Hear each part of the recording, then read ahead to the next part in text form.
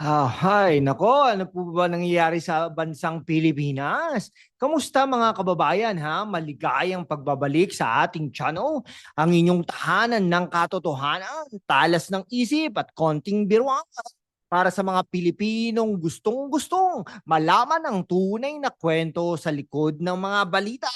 Ako si #WalkWithLan at ngayon ha, may mainit na usapan tayong pag-aaralan. Bakit daw wala si dating Pangulong Rodrigo Roa Duterte o PRRD sa detention center? Anong plano ni Davao City Acting Mayor Sebastian Baste Duterte?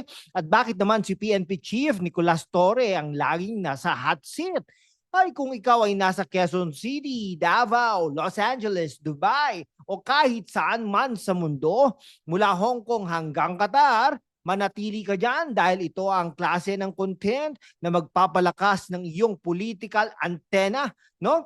Our goal, umakyat sa 100,000 subscribers para maipakita natin sa mundo ang lakas ng Pinoy Voices. Kaya't i-click na ang subscribe button, i-like at i-share at mag-super thanks para suportahan ang ating misyon. Ngayon, maghanda ka dahil diretsahan at matalas ang ating talakayan. Pero bago tayo mag-umpisa, ang tanong, anong mas mahalaga? Ang katotohanan o ang imahe ng isang politiko? Sabihin mo yan sa comment section at pag-usapan natin mamaya. Mga kababayan, nabalitaan natin kamakailan na si PRRD na inaresto noong March 2025 dahil sa ICC warrant ay wala umano sa detention center sa The Hague. Pero teka, hindi ba't nakita natin sa balita ang kanyang pag-alis mula Manila patungong Netherlands? Ano ang nangyari? Ayon sa mga ulat, si PRRD ay inaresto sa ilalim ng ICC warrant para sa mga alegasyon ng crimes against humanity kaugnay ng kanyang war on drugs. Pero ang tanong, bakit may mga bulong-bulungan na wala siya sa detention? Ang sabi ng kanyang anak na si Vice President Sara Duterte, ito'y isang state kidnapping. Kaya nag-post siya ng red ribbon sa social media na may hashtag na Bring PRRD home. Samantala, ang kampo ni PRRD kasama ang kanyang abogado na si Salvador Panelo ay nagsabi na ang kanyang pag-aresto ay labag sa batas dahil umano hindi na miyembro ang Pilipinas ng ICC mula noong 2019. Pero tignan natin ang kabilang panig Ang ICC at ang Philippine government sa ilalim ni Pangulong Ferdinand Marcos Jr. ay nagsabi na ang pag-aresto ay alinsunod sa Interpol na kailangang sundin ng Pilipinas bilang miyembro nito. Ayon sa ulat ng Human Rights Watch noong March 2025, ang pag-aresto kay PRRD ay isang historic step toward justice para sa libo-libong biktima ng drug war. Pero bakit may mga nagsasabi na hindi siya nasa dahig? Posible bang may mas malalim na political agenda dito? Alam nyo, kung totoo man na wala si PRRD sa detention, baka naman nagpapahinga lang siya sa isang secret beach sa Davao, Nag-iisip kung paano magpa-viral sa TikTok. Pero seryoso mga kaibigan, ang ganitong mga balita ay nagpapakita ng komplikadong laro ng politika sa Pilipinas. Kaya't i-like mo na yan at mag-comment kung anong tingin mo, conspiracy ba ito o katotohanan. Ngayon, pag-usapan natin si Acting Mayor Baste Duterte Kamakailan napabalita na tinanggap ni PNP Chief Nicolas Torre III ang hamon ni Baste para sa isang charity boxing match. Pero teka, bakit biglang nagpakondisyon si Baste at bakit boxing match ang laban, Ayon sa post ng DZRH News noong July 23, 2025, tinawag itong charity boxing match kung saan ang kita ay para sa isang layunin. Pero sa likod ng mga guarantee sa guante sa tring, may mas malalim na dahilan. Si Baste bilang anak ni PRRD ay kilala sa kanyang matapang na paninindigan. Nung inaresto ang kanyang ama, sinabing niya sa social media na si PRRD ay di umano'y dininay ng medical care at inilagay sa isang eroplano na hindi malinaw ang destinasyon. Pero tignan natin ang konteksto. Si Baste ay isang Duterte at ang pangalan nila ay malakas pa rin sa Davao at sa maraming Pilipino, lalo na sa mga OFW na naniniwala sa kanilang brand na pamumuno.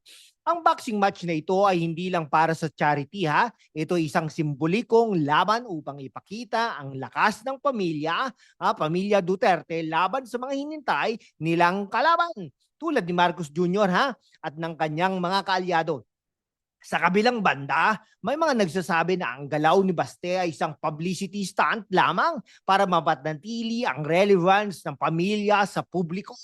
Pero para sa mga taga Davao ha, si Baste ay isang leader na handang lumaban, literal man o hindi. Kaya tanong ko sa inyo ha, mga kababayan, sa Sydney, Toronto at Riyadh, ano ang mas mahalaga? Ang imahe ng isang politiko o ang kanyang aksyon? Sabihin mo yan sa comment section. Kung gusto mong suportahan ang aming channel, i-click ang subscribe button at mag-super thanks. Ang inyong suporta mula sa Hong Kong, Dubai at Los Angeles ay magbibigay daan sa mas maraming content na tulad nito. Ngayon, pagtuunan natin ng pansin si PNP Chief Nicolas Torre III ha. Siya ang nanguna sa pag-aresto kay PRRD noong March 2025. At ayon sa ulat ng PBS News, siya ang nagdetalye ng 12 oras kay PRRD noong March 2025. Talaga naman, no? O sa Villamor Air Base po yan, naganap. Pero bakit siya ang laging nasisisi ng kampo ni Duterte? Si Torre ay inilarawan bilang isang opisyal na maximum tolerance ang ipinatupad sa pag-aresto kay PRRD. Pero para sa mga taga-suporta ni Duterte, siyang naging mukha ng isang operasyon na itinuring nilang kidnapping. Ayon kay Sara Duterte ang pag-aresto sa kanyang ama ay isang blatant affront to Philippine sovereignty ha. Si Baste naman ay nagmalaki ng kanyang hamon kay Torre sa boxing ring na parang sinasabi, kung kaya mo si tatay, subukan mo ko. Pero tignan natin ang kabilang panig ha. Si Torre ay isang pulis na sumusunod lamang sa utos mula sa Interpol at sa gobyerno ni Marcos Jr. Ayon sa ulat ng The New York Times, ang operasyon na tinawag na Operation Pursuit ay maingat na binalak na may 80 pahinang plano para iwasan ang kaguluhan. Kaya't bakit si Torre ang laging sinisisi? Simple, siya ang nasa harapan ng operasyon at sa politika ang nasa harapan ng unang tumatanggap ng batikos.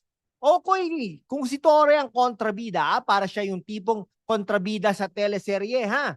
Okay, na may magandang motibo para pero mali ang execution ha. Pero seryoso mga kaibigan, ang papel ni Torre ay nagpapakita ng mas malaking issue. Sinong tunay na may control sa ating sistema ng hustisya? Ang gobyerno ba ni Marcos ang ICC o ang publiko na sumusuporta pa rin kay PRRD?